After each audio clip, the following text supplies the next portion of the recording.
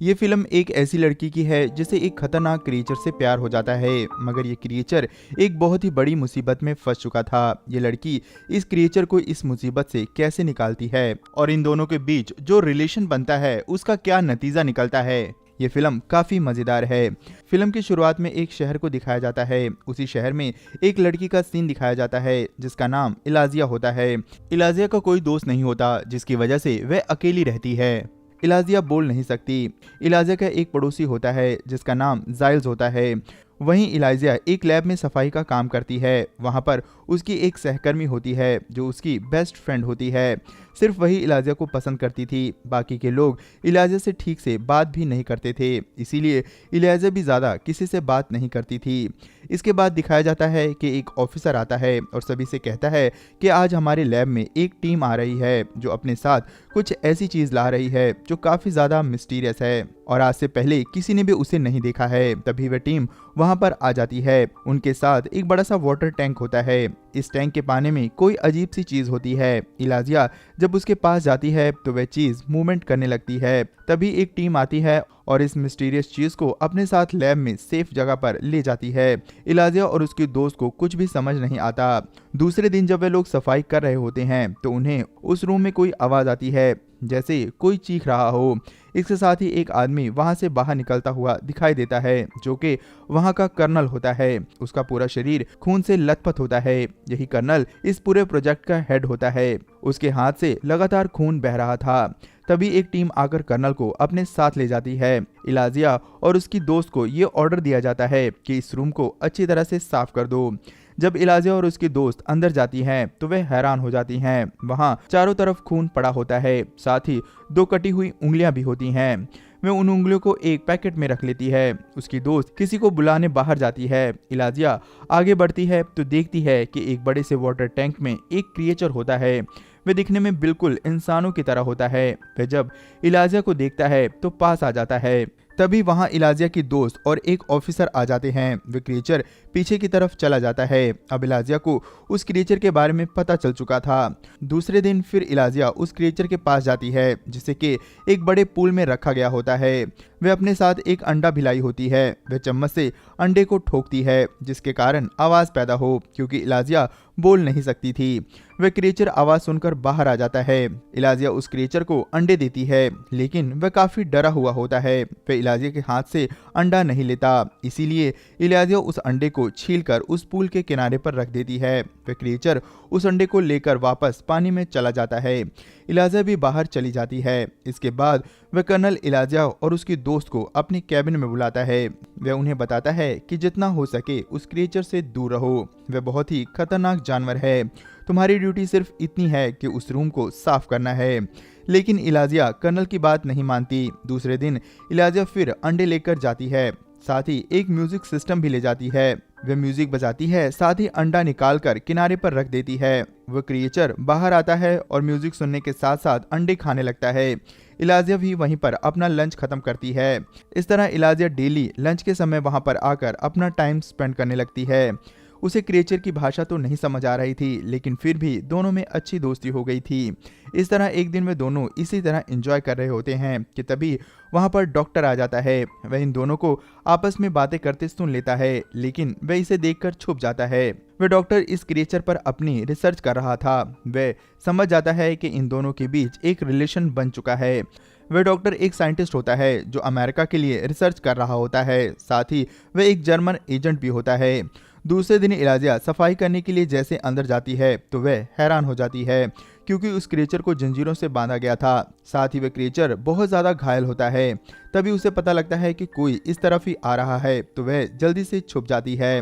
Colonel और उसकी team अंदर आते हैं। वहां पर एक इलेक्ट्रॉनिक रॉड पड़ा होता है। कर्नल उस रॉड को उठाकर क्रिएचर को इलेक्ट्रिक शॉक देता है। क्रिएचर बहुत ही ज्यादा तड़पता है। तभी वहां पर जर्नल आता है। वह उस क्रिएचर को देखकर बहुत ही ज्यादा खुश होता है। वह कहता है कि उन्हें नहीं पता था कि ये इतना बड़ा क्रिएचर होगा। मैंने तो सोचा था ये बहुत ही छोटा होगा।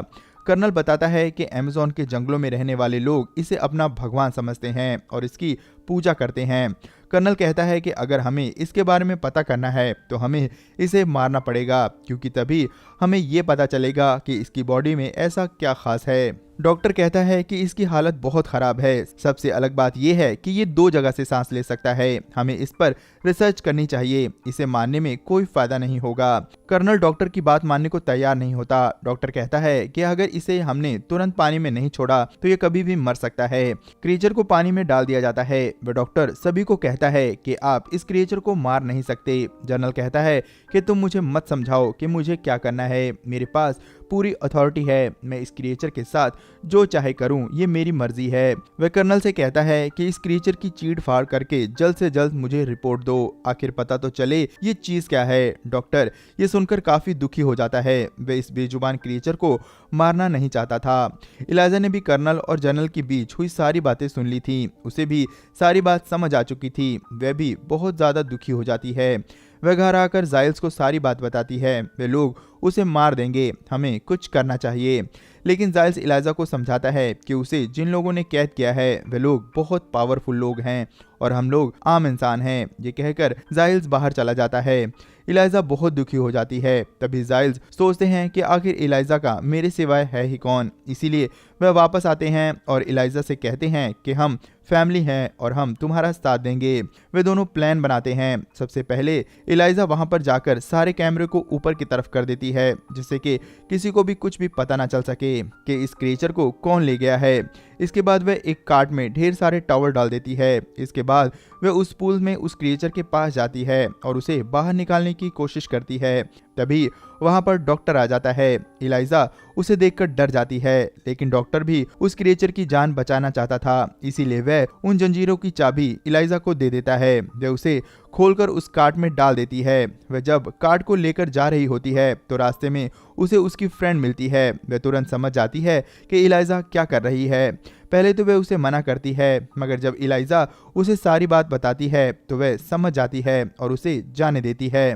वे दोनों बाहर की तरफ आते हैं। इधर जाइल्स अपनी गाड़ी लेकर अंदर की तरफ जाता है, जहां पर गार्ड को शक हो जाता है, इसीलिए वह उसे अंदर नहीं आने देता। यहाँ पर भी डॉक्टर उस गार्ड को बेहोश करके उसकी मदद करता है। तभी वे दोनों उस क्रिएचर को लेकर बाहर आते हैं और गाड़ी में बैठकर भागने लगते हैं। इलाइजा उस क्रिएचर को अपने घर ले जाती है और बाथटब में डाल देती है, क्योंकि उसे पानी की जरूरत थी। इलाइजा अपने दोस्त को पाकर बहुत ज्यादा खुश होती है और वह डिसाइड करती है कि 10 तारीख को वह उसे रिवर में छोड़ आएगी, क्योंकि 10 तारीख को बारिश की संभावना थी। पानी के सहारे वह अपने घर तक चला जाएगा। अगले दिन इलाइजा और उसके दोस्त काम पर भी पहुंच जाती हैं, जिससे कि किसी को भी उन पर शक ना हो। इधर घर में जाइल्स उस क्रिएचर के पास होते हैं और उसका ध्यान रख रहे होते हैं। इसी दौरान जाइल्स की आंख लग जाती है। वह क्रिएचर बाथटब के बाहर निकलता है, जहां पर जाइल्स की पालतू बिल्ली होती है। वह उसे खाने लगता है। तभी जाइल्स की आंख खुल जाती है। वह उसे ऐसा करने से मना करता है। वह क्रिएचर जाइल्स को घायल करके बाहर की तरफ भाग जाता है। तभी इलाइजा वहां पर आ जाती है। जाइल्स उसे सारी बात बताते हैं। वे कहते हैं कि वह काफी डर गया था, इसमें उसका कोई कसूर नहीं है, जाओ और उसे जल्द से जल्द लेकर आ जाओ। इलाइजा तुरंत ही जाती है और उसे एक सिनेमा हॉल से पकड़कर वापस घर ले आती है। वह क्रिएचर फीलिंग रखता था, इसीलिए वह जब घर आता है तो उसे अपनी गलती का एहसास होता है। वह जाइल्स के सर पर हाथ रखकर कहता है कि वह भी उसके सर पर हाथ रखे। जाइल्स ऐसा ही करते हैं। वह हैरान हो जाते हैं कि देखते ही देखते उनकी चोट के घाव पूरी तरह से ठीक हो गए थे। उन्होंने अपने सर को पकड़ा तो पता चला कि उनके गंजे सर पर बाल भी आ चुके हैं। वे समझ गए थे कि जरूर इस क्रिएचर में कोई पावर है। इधर धीरे धीरे इलाइजा और वह क्रिएचर एक दूसरे के काफी करीब आ चुके थे। वे दोनों आपस में इंटीमेट भी होते हैं।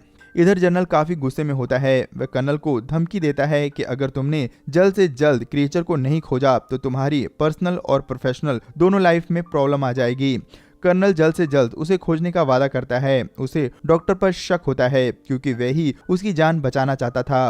वह डॉक्टर के घर जाता है। वहां वह देखता है कि डॉक्टर घर के बाहर किसी से मिल रहा होता है। तभी 2 लोग डॉक्टर पर गोली चलाने लगते हैं। कर्नल उन दोनों को गोली मार देता है। वह डॉक्टर को रशियन भाषा में बात करते हुए सुन लेता है और समझ जाता है कि डॉक्टर एक एजेंट है। वह उसके पास आता है और उस क्रिएचर के बारे में पूछता है। वह डॉक्टर कर्नल को कुछ भी नहीं बताता। तब कर्नल डॉक्टर को काफी टॉर्चर करता है। कर्नल डॉक्टर को मारने लगता है। डॉक्टर के मुंह से एक बात निकल जाती है, क्लीनिंग स्टाफ। कर्नल डॉक्टर को मार देता है। उसे तुरंत इलाइजा के दोस्त पर शक होता है, क्योंकि इलाइजा तो बोल नहीं सकती थी।